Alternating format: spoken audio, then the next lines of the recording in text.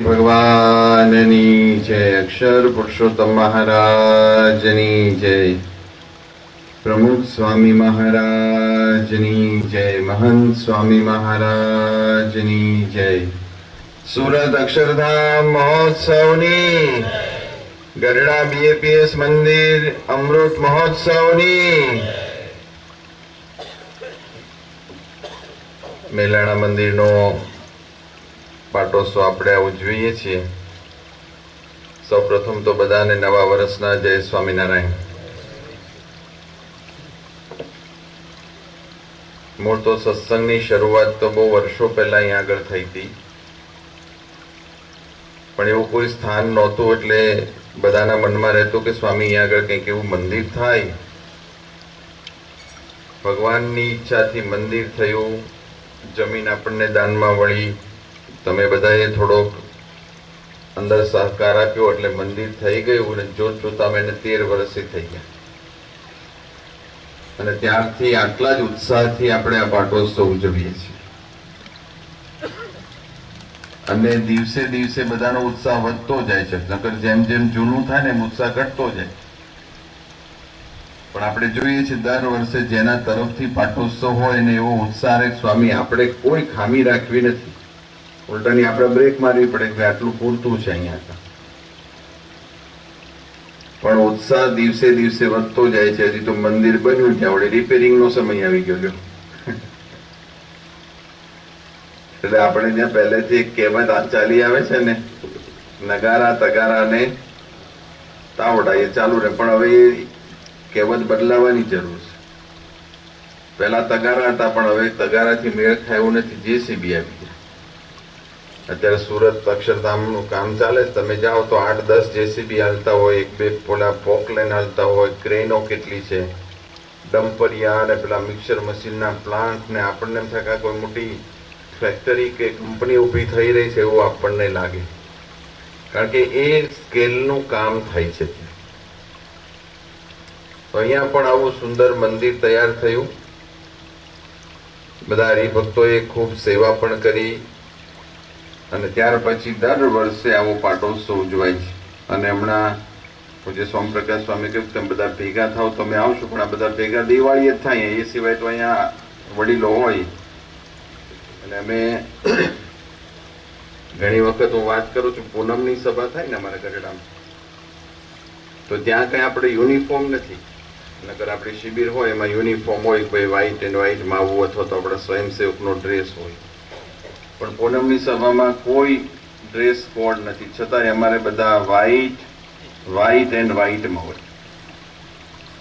એટલે નીચે જે લેંગો પહેર્યો હોય, ધોતિયું પહેર્યું એ વ્હાઈટ હોય, ઉપરનું પેરણ વ્હાઈટ હોય, માથે ફાળિયું વ્હાઈટ હોય, અને ફાળિયું ન હોય તો વાળે વ્હાઈટ જ હોય. એટલે એક જ કલરમાં હોય બધા, કોઈ યુનિફોર્મની જરૂર નહીં. આ દિવાળી આવે ત્યારે આપણને આ બધા કલર દેખાય, બાકી સફેદ જ હોય આગળ. બરોબર છે ને? પણ બધાએ શહેરમાં જઈને સુરત, ભાવનગર, અમદાવાદ, મુંબઈ પણ ગયા છો. બધાને હમણાં કહ્યું એમ છોકરો પરદેશ જર્મની જાય છે કે પહોંચી ગયો? જવાનો છે. તો જર્મની જાઓ, જાપાન જાઓ, અમેરિકા જાઓ, જ્યાં ગયા એ બધાએ સત્સંગ રાખ્યો છે ને એ બદલ બધાને ખૂબ ખૂબ ધન્યવાદ છે. નહીતર જેમ માણસ પોતાના વતનથી દૂર જાય, પરિવારથી દૂર જાય, સત્સંગમાં કે સંતોના યોગમાં ના રહે તો ધીમે ધીમે સત્સંગ ઘસાતો જતો હોય છે. એવા કેટલાય દાખલા આપણે જોયા છે કે અહીંથી કમાવા માટે મા બાપે હોંશે હોંશે પરદેશ મોકલ્યા હોય છોકરાઓને, અને મોકલે પછી 2 વર્ષ 3 વર્ષ પછી છોકરાને અને મા બાપને કોઈ સંબંધ નથી હોતો. હમણાં આપણા જ વિસ્તારના એક હરિભક્ત 2 વર્ષ પહેલા આવ્યા હતા. એણે કહ્યું સ્વામી મારા બેનનો ભાણો છેલ્લા 3.5 વર્ષથી કેનેડામાં છે. શરૂઆતના 3 વર્ષ મા બાપ સાથે નિયમિત બધી વ્યવહાર રાખ્યો, ફોન કરે, કંઈ જોઈતું હોય તો મગાવે, કંઈ નાની મોટી વાત કરે, અઠવાડિયામાં 1-2 વખત ફોન કરે. પણ છેલ્લા 6 મહિનાથી એ છોકરાએ એના મા બાપને ફોન કરવાનું બંધ કરી દીધું છે. અહીંયાથી આ લોકો ફોન કરે તો ઉપાડતો નથી. તો મેં કીધું કે એક કામ કરો, એનો નંબર મને આપો, હું ત્યાં સંતો રહે છે, આપણા ટોરોન્ટોમાં મંદિર છે, સંતો રહે છે, એને હું મોકલું, એક બે યુવકોને મોકલે અને બાજુમાં જઈને એના મા બાપ સાથે વાત કરાવે. તો કે સ્વામી અમે એ કરી જોયું, કારણ કે એના બે ત્રણ મિત્રોના ફોન હતા, એક બે સગાવાલા અમારા રહે છે એના નંબર હતા, એ બધાએ જઈને એને કીધું ભાઈ તું તારા મા બાપને ફોન તો કર.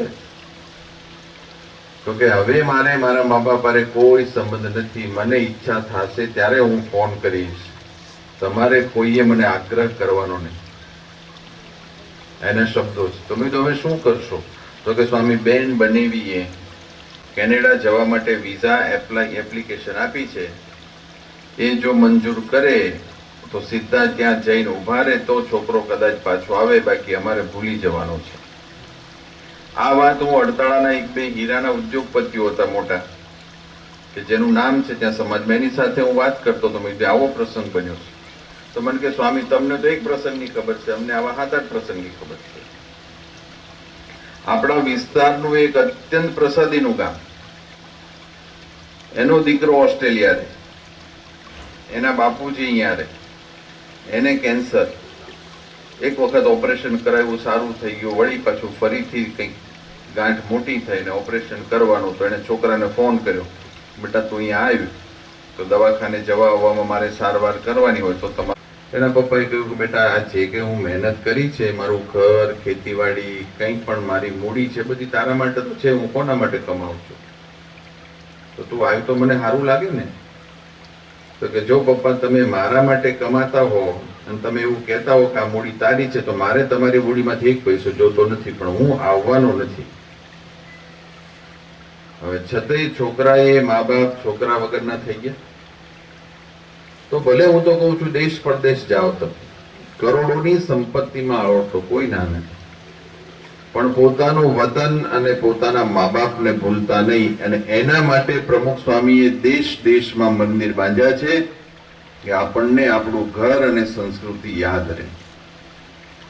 આ મંદિર એમને એમ નથી બનાવ્યું કે તમારી પાસે કઈ પૈસા વધારાના નથી ને અમારી પાસે કઈ સમય વધારાનો નથી, ભાઈ ચાલો બાંધી દો, હાવ નવરાય છે તો કંઈક તો કરવું ને, એવું નથી. આ પણ આ મંદિરો આપણી સંસ્કૃતિ જીવંત રાખે છે. આજના યુગની અંદર મનુષ્યના જીવનમાં જે કંઈ નાની મોટી વ્યસન, દૂષણ, ફેલ ફતુરની બદીઓ અંદર પેસી જાય છે ને, એનાથી દૂર રાખે છે. જેમ ઘર આપણે રોજ સાફસૂફ કરવું પડે, કચરા પોતા કરવા પડે, બાવા જાળા કાઢવા પડે, ધૂળ પાડવો પડે પેલા, પછી શરૂઆતની અંદર દેશી નળિયાવાળા મકાન હતા તો દર વર્ષે નળિયાને શું કરવું પડતું હતું? ચાળવા પડતા હતા. કપડા ધોવા સમયમાં આ બધું જરૂરી છે. એટલે પ્રમુખ સ્વામી મહારાજ અને મહાન સ્વામી મહારાજે દેશ વિદેશમાં મંદિરો બનાવ્યા, પણ એ મંદિરનો લાભ લે એને એનો ફાયદો થાય. આપણને એમ થાય કે અમારા ગામમાં તો 5 મંદિર છે, 10 મંદિર છે, આ ગામમાં એટલા મંદિર છે. કેટલા મંદિર છે તમારા મેલાણામાં? હે 7 થી 8 મંદિર છે. વસ્તી કેટલી છે? 800 માણસની વસ્તીમાં 8 મંદિર છે. 100 જણાની ઠેક મંદિર થયું, બરાબર? તો મંદિર 20 વર્ષ પહેલા બન્યા છે, કોઈક મંદિર 50 વર્ષ પહેલા બન્યા છે, જે તે સમયમાં. પણ એ મંદિરમાં જનારા કેટલા, એ મોટો પ્રશ્ન છે. અત્યારે મંદિર બનાવવું સહેલું છે, દાન આપી દઈએ આપણે ઉત્સાહથી, બહુ મોટો ઉત્સવ કરીએ, પ્રતિષ્ઠા વિધિ કરીએ, અલગ અલગ ધર્મગુરુઓને બોલાવીએ, એના આશીર્વાદ આપણને મળે, એમના દર્શનનો લાભ આપણને મળે. પણ પ્રતિષ્ઠા મહોત્સવ થઈ જાય, 5-15 દી આપણે જઈએ, પણ પછી નિયમિત મંદિરમાં જઈને ભગવાન સામે હાથ જોડીને બેસવું, આરતી કથાનો લાભ લેવો ને, એ અઘરું થઈ ગયું છે. અહીંયા બેઠા છીએ આપણે આટલી મોટી સંખ્યામાં, એક પ્રશ્ન પૂછીએ કે આપણે રોજ મંદિરે જતા હોય, જ્યાં રહેતા હોય ત્યાં, કોઈ અહીંયા ગામમાં રહો છો, કોઈ ભાવનગર છો, કોઈ સુરત છો, કોઈ મુંબઈ છો, અને હું તો કહું જે ભગવાનને આપણે માનતા હોઈએ, ધારો કે આપણે ભગવાન રામચંદ્રજીને માનતા હોઈએ, ભગવાન શિવજીને માનતા હોઈએ, કૃષ્ણ ભગવાનને, કોઈ હનુમાનજીને, માતાજીને, અલગ અલગ, એ તો પોતાની શ્રદ્ધાનો વિષય છે, એની ના નથી. પણ જે ભગવાનમાં માનતા હોઈએ એ ભગવાનના મંદિરમાં રોજ જનારા કેટલા ઊંચી આંગળી કરો લે? અડધાય નથી, મૂકી દો. તો જો મંદિર તો બની ગયા, પણ જનારની સંખ્યા અહીંયા બેઠા છે એમાંથી અડધી નથી. તો એ એક રોજનો કાર્યક્રમ બનાવી દેવો. સવારમાં ઉઠીને નાહી ધોઈને આપણે ઓફિસે જવાનો એક કાર્યક્રમ છે કે નહીં રોજનો? અહીંયા આગળ મોટા વડીલો બેઠા હશે, ખેડૂત ખેતી કરતા હોય, ઉનાળામાં કાંઈ કામ ન હોય ખેતરમાં, તો એક આંટો મારી આવે લાકડીના ટેકે. બોલો જાઓ છો કે નહીં? હવે કદાચ બંધ થઈ ગયું હશે, પણ કાંઈ ઉનાળામાં ઢેફા સિવાય કાંઈ ન હોય, તોય વાડે આંટો મારે ફરતી, કે કોઈ છીંડું નથી પાડ્યું ને. કરો છો વડીલો? બરાબર. ખેતર કોઈ લઈ જાય એમ છે નહીં. ઉનાળામાં કઈ પાક ન હોય, એકલા ઢેફા હોય, છતાંય નિયમિત ખેતરમાં જાય. જે વાડ હોય પેલા, અત્યારે હવે મોટા ભાગે તાર ફેન્સિંગ કરી દીધી છે, પણ પેલા થોરની કે એવી બધી વાડો રહેતી, એમાં કોઈ છીંડું પાડ્યું હોય, ઢોર અંદર પેસી જાય, ચોર પેસી જાય, એવા ભય રહેતા હતા. એટલે એની દેખભાળ રાખવા માટે જવું પડતું હતું. તો મંદિરે પણ એટલા માટે જવું કે આપણા હૃદયમાં વ્યસન દૂષણ ના બેસી જાય, ખોટા ફેલ ફતુર ના આવી જાય, આપણું જીવન ભટકી ના જાય, એના માટે મંદિર છે. અને જેને આવો સત્સંગનો યોગ નથી એવા કેટલાય વ્યક્તિઓને તમે જોયા હશે તમારી નજર સામે. પૈસા એની પાસે અઢળક હશે, પણ જીવનની અંદર કંઈક એવા વ્યસનોનો યોગ થઈ ગયો હશે ને કે આજે એ માણસ પાયમાલીના હારે ઉભો હશે. એવા તમારી પાસે કેટલાય દાખલા છે. સ્વામી, હમણાં જ એક યુવકનો ફોન હતો કે સ્વામી અને મારી હારે એને વાત કરાવી, દુબઈમાં રહે છે એનો ભાઈબંધ. મને કે સ્વામી, આમ તો આ મારો ગુરુ છે, એણે મને આ ધંધો શીખવાડ્યો છે, પણ ખોટા રવાડે ચડી ગયો. 700 કરોડ જેટલી મૂડી કમાણો તો અત્યારે ખાલી થઈ ગઈ. અને એ કે સ્વામી, હવે હું એને મદદ કરું છું, કારણ કે એને મને શીખવાડ્યું છે, મારો ગુરુ છે, એટલે હું એને એવા ધંધા થોડા થોડા આપું છું. એમાં 30-35 કરોડ રૂપિયાને કમાવ્યા, જે મારે જ લેવાના છે પાછા, કારણ કે મારે ઘણા એની પાસે લેવાના છે. 700 કરોડનો માલિક હતો, અને એ પછી ધીમે ધીમે ખોટા રવાડે ચડી ગયો વ્યસનના, અને 700 ધંધો હાવ બંધ થઈ ગયો. જે મૂડી કમાયો તો એ બધી ધોવાઈ ગઈ. આ બધા પ્રશ્નો સત્સંગનો યોગ હોય ને તો જ થવાની શક્યતા નહીવત છે. આપણને એમ લાગે સત્સંગથી આપણને શું લાભ થાય, તો આ બધા લાભ સત્સંગના છે. તો જ્યાં આપણે રહેતા હોય ત્યાં જવું નિયમિત. ખાસ કરીને આ બાળકોને લઈ જજો. હવેનો યુગ એવો છે કે ભાઈ જો તમે અહીંયા મોટા થયા હોય છે, ગામડામાં મોટા થયા હોય, એમને અહીંયા આગળ એક એવું વાતાવરણ હતું એ સમયમાં કે વડીલો મંદિરે જતા સવાર સાંજ. ઘણા આપણે ઝાલર વગાડવાના શોખથી જતા, નગારું વગાડવા મળે એટલા માટે જતા, ચરણામૃત મળે એના માટે જતા. બરોબર, મંદિરે એ કઈ એ સમયમાં આવી મોટી પ્રસાદી નહોતી, પણ જે પૂજારી હોય ભગવાનની આરતી કરે, પછી પ્રસાદમાં શું આપે? તાંબાની લોટીમાં પાણી હોય, એમાં ખાંડ ઓગાળી હોય, તુલસીના પાન હોય, આ ચરણામૃત થઈ ગયું. આટલી જ પ્રસાદી હતી. એ પ્રસાદીના લોભે પણ આપણે જતા હતા મંદિરે નાના હતા ત્યારે. ત્યારે તો બીજું કોઈ ભગવાનનો એવો મહિમા ના હોય, પણ પ્રસાદ મળે, નગારું વગાડવા મળે, ઝાલર વગાડવા મળે, એના માટે જતા હતા. હવેના છોકરાઓ એ ચરણામૃતના આધારે નહીં જાય. એને તમે કહેશો હવે એને તમે મોટી 5 સ્ટાર કેડબરી ચોકલેટ આપો ને તોય નહીં જાય, કારણ કે ઘરમાં તમારે ઢગલાબંધ આ બધી વસ્તુ છે. એટલે તમારે જવું પડશે, એને લઈ જવા હોય તો હાથ પકડીને તમારે બેસવું પડશે, એને દંડવત કરતા, દર્શન કરતા, માળા કરતા, પ્રદક્ષિણા કરતા શીખવવું પડશે. તો એ પેઢીની અંદર આ સંસ્કાર જળવાઈ રહેશે. નકર આજના સમયમાં મા બાપને પોતાના દીકરા દીકરીઓને ઇંગ્લિશ મીડિયમમાં ભણાવવાનો ગાંડો ક્રેઝ છે બધાને.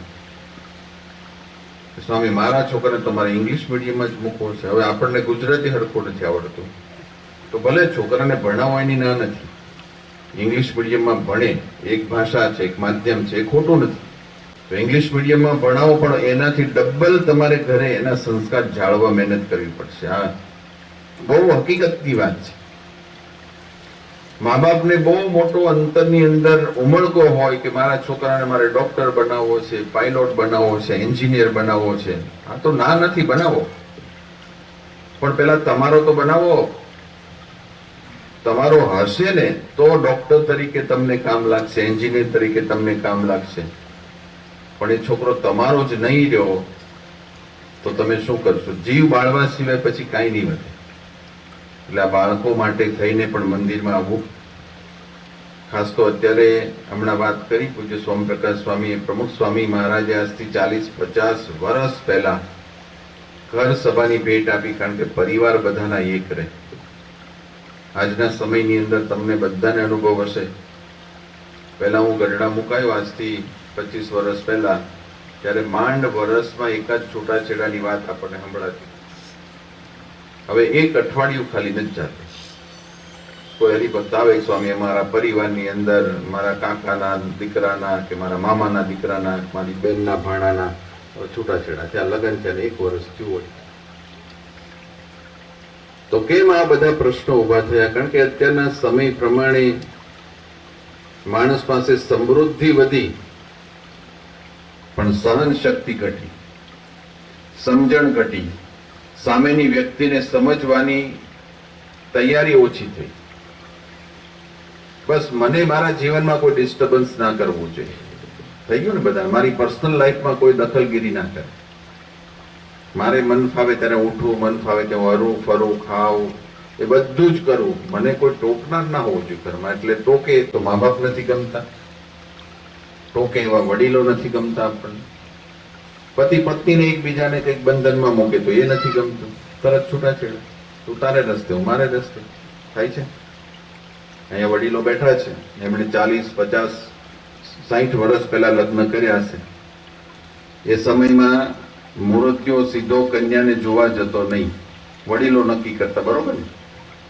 એ વડીલોએ નક્કી કર્યું હશે, પછી લગ્ન થયા હશે. એ લગ્ન જીવન 50-50 વર્ષ સુધી આ લોકોએ સુખે દુઃખે વ્યતીત કરી દીધું. એ લોકોના જીવનમાં દુઃખ નહીં આવ્યો એવું નથી. એ સમયમાં તો કેટલું બધું કામ કરવું પડતું ઘરમાં.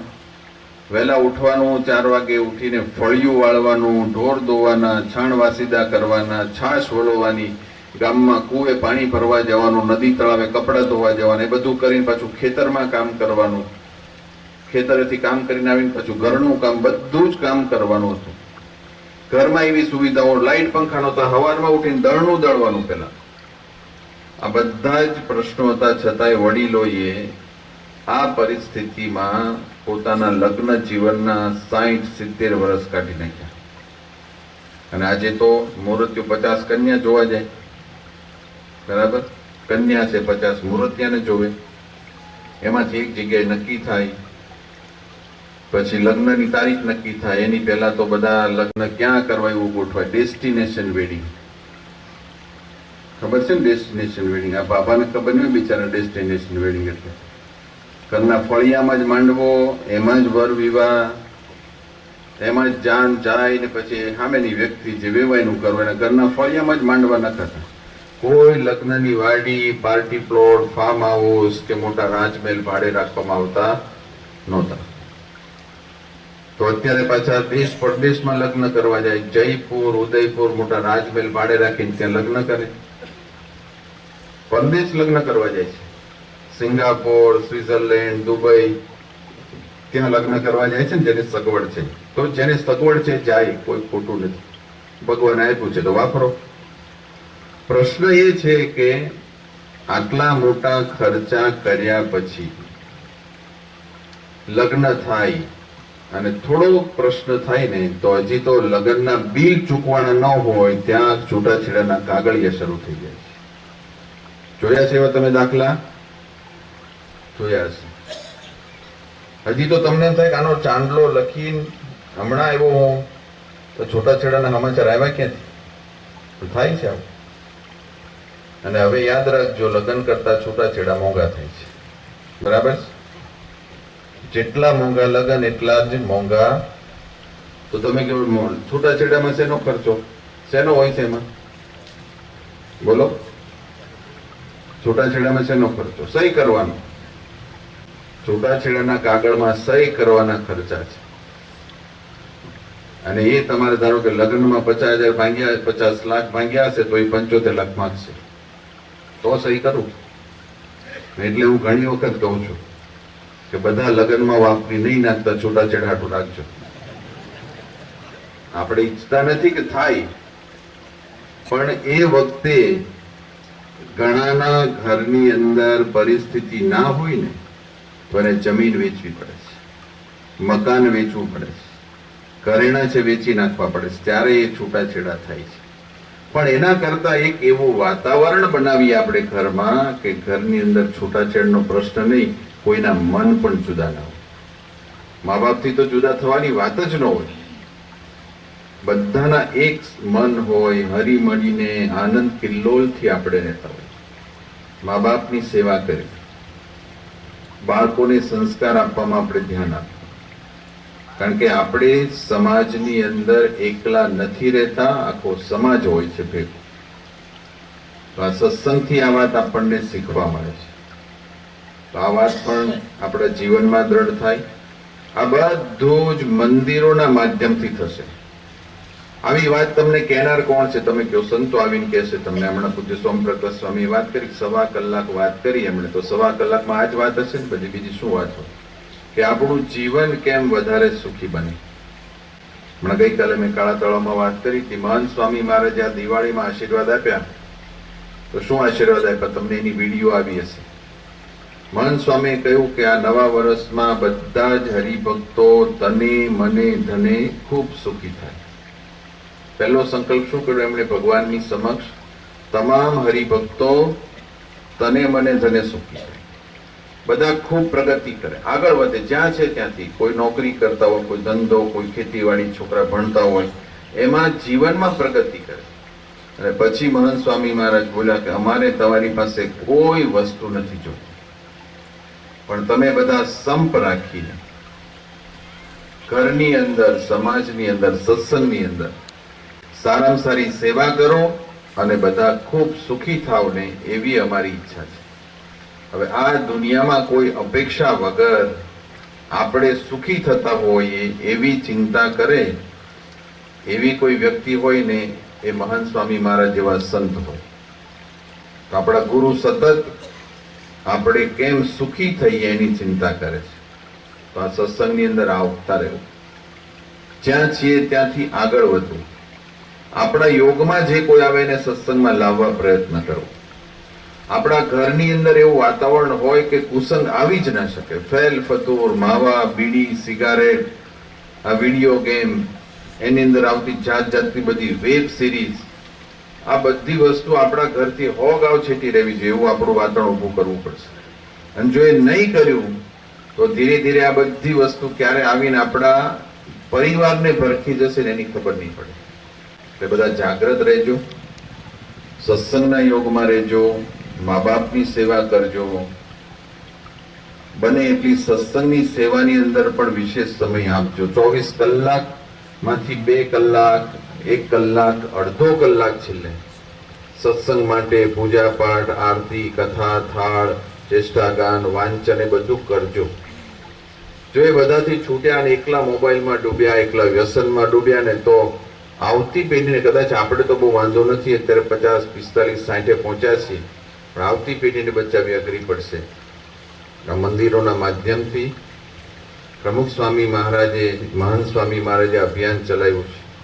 હમણાં એક છેલ્લી વાત કરી દઉં, તમને ખ્યાલ હશે બધાને કે બરાબર 1 વર્ષ પહેલા મહંત સ્વામી મહારાજે સંકલ્પ કર્યો હતો કે આ વર્ષ દરમિયાન મારે 10,000 એવા બાળકો તૈયાર કરવા છે કે જેણે સત્સંગ દીક્ષાનો મુખપાઠ કરે. એમણે આ સંકલ્પ કર્યો.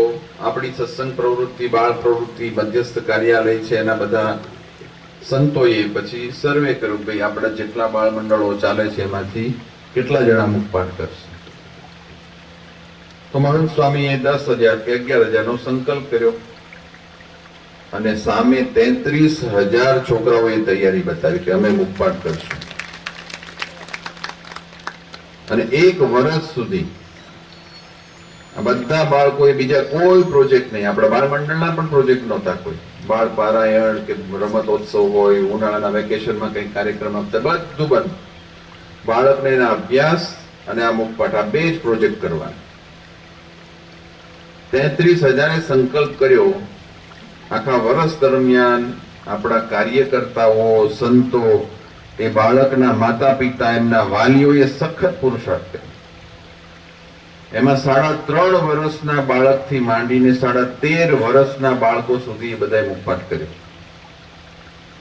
હવે જુઓ તમે, 1 વર્ષ દરમિયાન આ બધાએ મહેનત કરી. હવે આપણને પ્રશ્ન એ થાય કે આ સમયની અંદર મુખપાઠની જરૂર શું છે? મુખપાઠ તો આજથી 5000 વર્ષ પહેલા જયારે કોઈ લખવાની વ્યવસ્થા નહોતી ત્યારે ગુરુ એના શિષ્યને જ્ઞાન આપતા, એને યાદ રાખવું જ પડે, કારણ કે ત્યારે તો કાગળ પેન જ નહોતા, શેમાં લખે?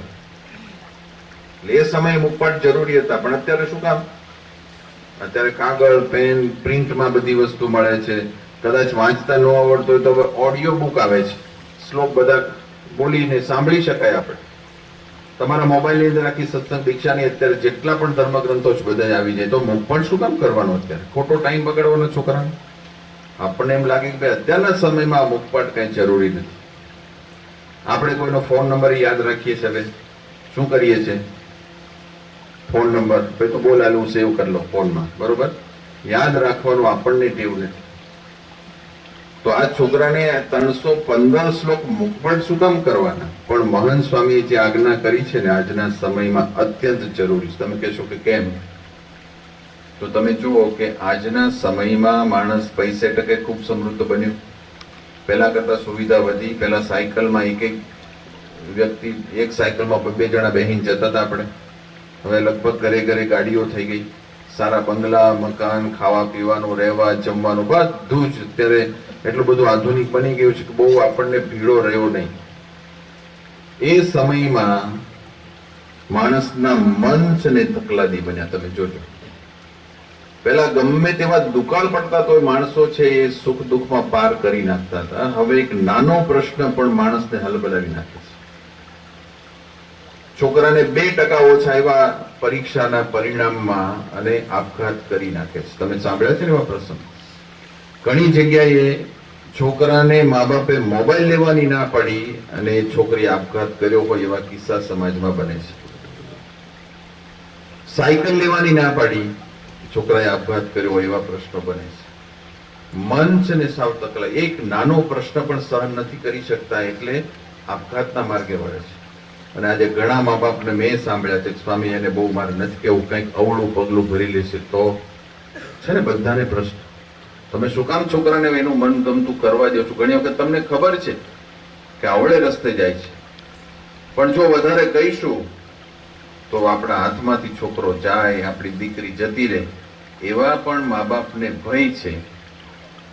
તો એ મન મજબૂત કરવા માટે મહંત સ્વામી આ પ્રોજેક્ટ આપ્યો છે.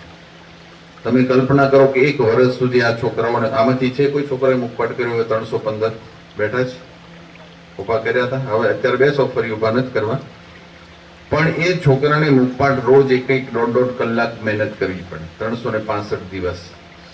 હવે એ છોકરો મુખપાઠ કરતો હોય ત્યારે એની સાથેના છોકરાઓ રમતા હોય, ટીવી જોતા હોય, વિડીયો ગેમ રમતા હોય, કંઈક ફરવા ગયા હોય, કે હોટલમાં જમવા ગયા હોય, અને આ છોકરાને મુખપાઠ કરવા એટલે મન સાથે લડાઈ લેવાની રોજ 1-1 કલાક. અને આવું કેટલા સમય સુધી? 1 વર્ષ સુધી. હવે 1 વર્ષ સુધી રોજ કલાક જે વ્યક્તિ મન સાથે લડાઈ લે, વર્ષના અંતે મનને જીતે ને એવો યોદ્ધો તૈયાર થઈ ગયો. એટલે મહંત સ્વામી એને નામ યોદ્ધા આપ્યું છે, અક્ષર પુરુષોત્તમના યોદ્ધાઓ. અત્યારે એને મન મારીને, મન સાથે લડાઈ લઈને, એનું મન જે ફેલ ફતુરમાં જતું હતું, વ્યસનમાં જતું હતું, ટીવી જોવામાં, વિડીયો ગેમ જોવામાં, રમવામાં, હરવા ફરવામાં જેનું મન છે એની શક્તિ વેડફી નાખતું હતું, એને યોગ્ય જગ્યાએ એ શક્તિને વાપરી ડાયવર્ટ કરી. અત્યારે આ છોકરાઓ તમે જોજો મન સાથે લડાઈ લઈને એવા મજબૂત બન્યા. ભવિષ્યમાં પ્રશ્નો આનાથી વધારે આવવાના છે.